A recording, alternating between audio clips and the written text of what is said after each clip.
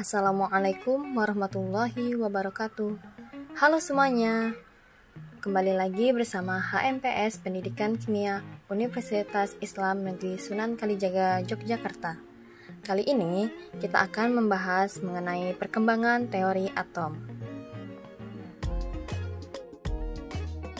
Yang pertama, ada model atom Dalton.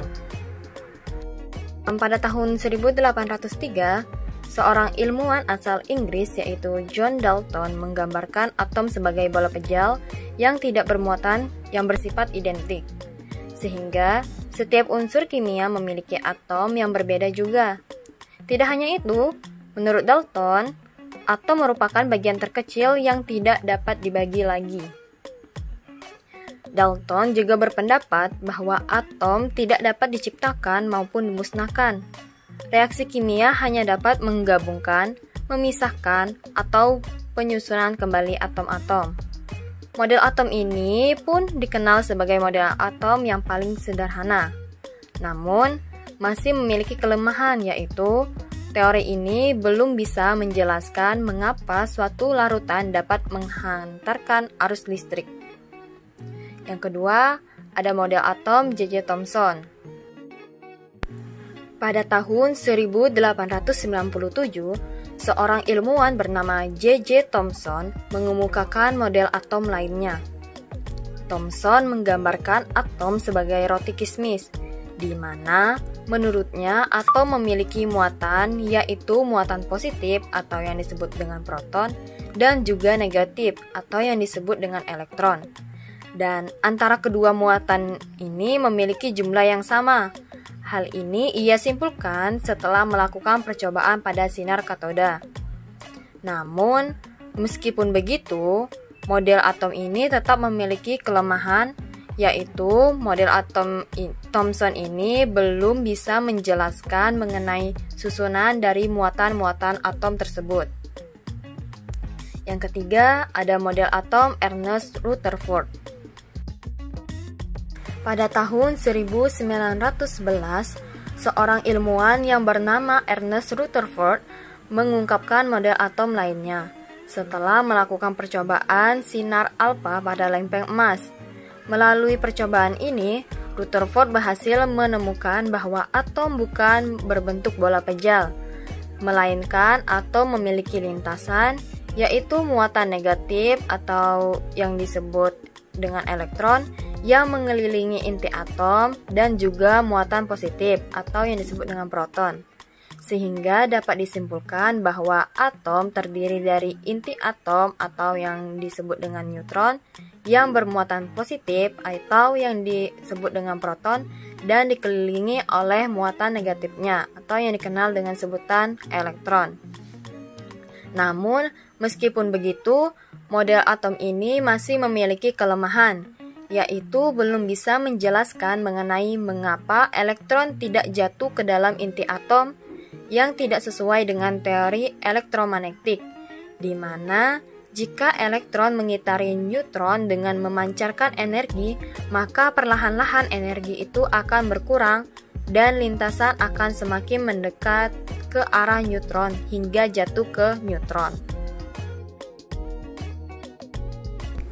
Yang keempat yaitu model atom Niels Bohr.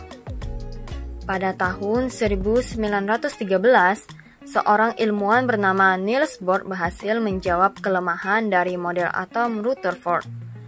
Bohr mengungkapkan bahwa atom memiliki inti atom dan muatannya, di mana elektron berputar mengelilingi inti atom pada orbitnya dengan memiliki tingkat energi tertentu yang kemudian dikenal sebagai kulit atom.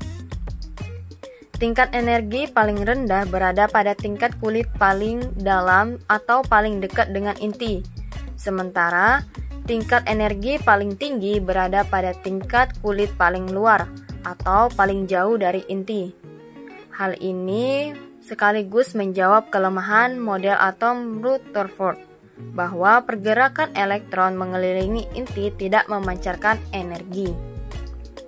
Selain itu, menurut Bohr, elektron dapat berpindah lintasan di mana berpindah ke lintasan dari tinggi ke rendah, yang menyebabkan adanya pancaran energi, dan perpindahan ke lintasan dari rendah ke tinggi, yang menyebabkan adanya penyerapan energi.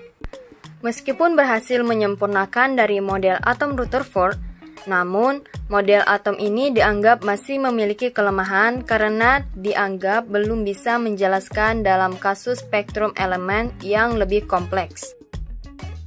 Yang terakhir yaitu model atom modern atau yang biasa kita kenal dengan sebutan model atom mekanika kuantum. Pada tahun 1926, seorang ilmuwan bernama Erwin Schrödinger menyatakan bahwa kulit bukan merupakan kedudukan yang pasti dari sebuah elektron, di mana sebelumnya Erwin Schrödinger juga turut mengembangkan teori mekanika kuantum yang dinamakan prinsip ketidakpastian yang berbunyi, tidak mungkin dapat ditentukan kedudukan dan momentum suatu benda secara seksama pada saat bersamaan. Yang dapat ditentukan adalah kebolehjadian menemukan elektron pada jarak tertentu dari inti atom, di mana tempat kebolehjadian yang dimaksud itu adalah awan elektron di sekitar inti atom, dan orbital menggambarkan tingkat energi elektron. Orbital yang memiliki tingkat energi yang sama akan membentuk subkulit, atau secara sederhana bisa dikatakan bahwa kulit terdiri dari beberapa subkulit, dan subkulit terdiri dari beberapa orbital. Terdapat 4 jenis orbital yaitu S, P, D, F. Sekian pemaparan materi dari saya dan terima kasih. Mohon maaf jika ada kesalahan dalam penyampaian. Thank you for watching. Wassalamualaikum warahmatullahi wabarakatuh.